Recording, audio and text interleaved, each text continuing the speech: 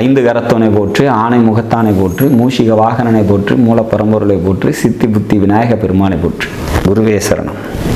இணையத்தாள் இணையம் இதயங்களுக்கு வணக்கம். இது சனிப்பெயர்ச்சி பலன்கள் 2025. சனிப்பெயர்ச்சி எப்படி இருக்க போது வர 29/3/2025 நைட்டு ஒரு 9:44 திருக்கணித பஞ்சாங்கப்படி சனி பகவான் கும்பராசியிலிருந்து பெயர்ச்சி ஆகி மீனராசிக்கு உள்ள என்ட்ராகிறார். இது ரிஷபராசிக்கு எந்த மாதிரியான நன்மைகளை தரும் அப்படிங்கிறது பார்க்கலாம். தீமைகள் அப்புறம் பார்க்கலாம், நன்மைகள் எப்படி தரும் அப்படின்றது பார்க்கலாம். சனியை பொறுத்த வரைக்கும் ஒரு பாவகிரகம், அது நிறைய பிரச்சனைகளை தருது அதோட திசையில் அப்படிங்கிறது எல்லாருக்கும் ஒரு தெரியும். ஆனால் இந்த சனி கஷ்டத்தை மட்டும்தான் தருதா அப்படின்னா இல்லைங்க. சனி மிக நன்மைகளை நிறைய பேருக்கு தந்துக்கிட்டு தான் இருக்குது. எப்படி அப்படின்னா, ஒருத்தர் பூமியில் எவ்வளோ நாள் வாழ போகிறாருங்கிறதே சனி தான் சொல்கிறாரு, சனி தான் முடிவு பண்ணுறாரு. அப்போ ஆயுள் காரகன் சனின்னு சொல்கிறோம்.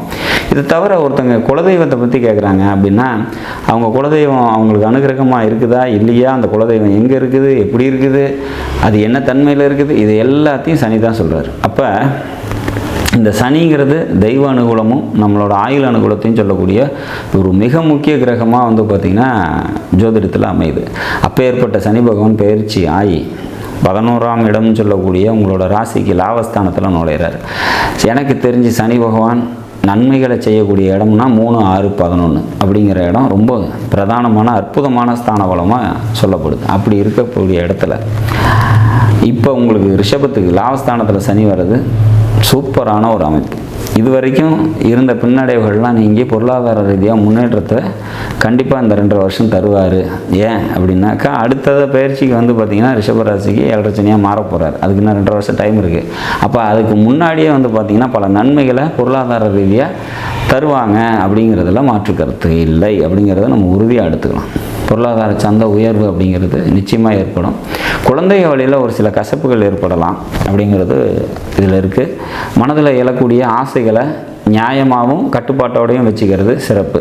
வரக்கூடிய வருமானத்தை சேவிங்ஸாக எப்படி வச்சுக்கலாம் அப்படிங்கிறத பார்க்கணும். ஏன்னா அடுத்து வரக்கூடிய 7.5 சனி காலத்துக்கு நமக்கு இந்த லாபத்தில் இருக்கக்கூடிய சனி இப்போ கொடுக்கக்கூடிய லாபத்தை நம்ம சேவிங்ஸாக வச்சுக்கிட்டு நம்மளோட பொருளாதாரத்தை நல்லபடியாக உயர்த்திக்கிறதுக்கு உதவி பண்ணக்கூடிய வகையில் இந்த சனி பயிற்சி உங்களுக்கு இருக்குது அப்படிங்கிறத நம்ம உறுதியாக சொல்லலாம்.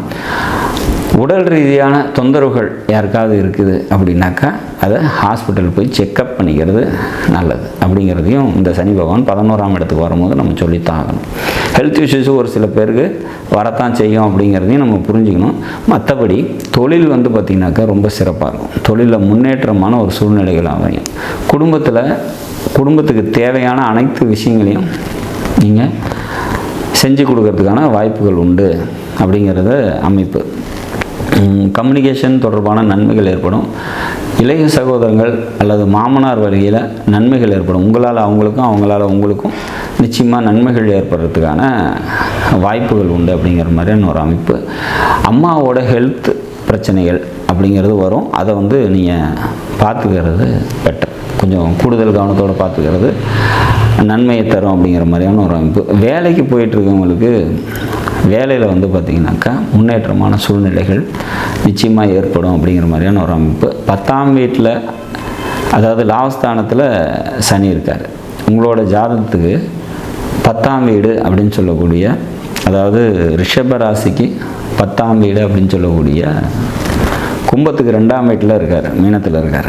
அப்போ இது ஒரு சிறப்பான அமைப்பு. சொந்த தொழில் செஞ்சுட்ருக்கவங்களுக்கும் வேலைக்கு போயிட்டுருக்கவங்களுக்கும் வேலையில் முன்னேற்றமான சூழ்நிலைகள் இருக்கும் அப்படிங்கிற மாதிரியான ஒரு அமைப்பு. பொருளாதாரம் நல்லாயிருக்கும். பொருளாதாரம் சம்மந்தப்பட்ட உயர்வு ஏற்படும். நண்பர்களால் நன்மைகளும் ஏற்படும். ஒரு சில பேருக்கு கசப்புணர்ச்சிகளும் ஏற்படும். இதில் எல்லாருக்குமே இப்படி தான் இருக்குமா? எல்லாருக்குமே எல்லா ரிஷபராசிக்கும் நல்லதே நடந்துருமா அப்படின்னா ஒரு சில பேருக்கு ஒரு சில மாற்றங்கள் உண்டு. ஏன் அப்படின்னா, அந்த மீனராசிக்குள்ளே என்ன கிரகம் இருக்குது உங்களோட ஜன்மகால ஜாதகத்தில்னு பாருங்கள். சப்போஸ் அங்கே ராகு இருக்குது அப்படின்னாக்கா இந்த சனி பெயர்ச்சி கொஞ்சம் நற்பலன்களை குறைச்சி தான் தரும். கேது இருக்குது அப்படின்னாக்கா அதுவுமே பார்த்திங்கன்னா ஓரளவுக்கு கம்மியான நற்பலன்களை தான் தரும் அப்படிங்கிறதுல நம்ம மாற்று கருத்து இருக்காது. ஆனால் நன்மைகளை அதிகமாக செய்கிறோம். யாருக்கு 11ஆம் இடத்துல வரக்கூடிய சனி அதிக நன்மைகளை யாருக்கெல்லாம் தரும் அப்படின்னா, அந்த மீனராசியில் உங்களோட லக்னாதிபதினு சொல்லக்கூடிய சுக்கிரன் இருக்கார் அப்படின்னா சனியோடு சேர்ந்த சுக்கிரன் மிக நன்மைகளை தருவார், அதில் மாற்று கருத்து இல்லை. எல்லாருக்கும் மற்றவங்களுக்கு எல்லாத்த விடவும் அங்கே சுக்கிரன் இருக்கிறவங்களுக்கு அதிக நன்மையை சனி பகவான் தருவார்.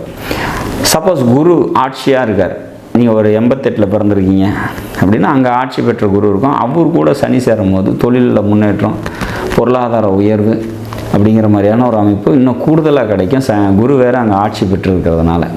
அப்போ அந்த வீட்டுக்குள்ளே என்ன கிரகம் இருக்குதோ அதை பொறுத்து நன்மைகள் அதிகமாகும்.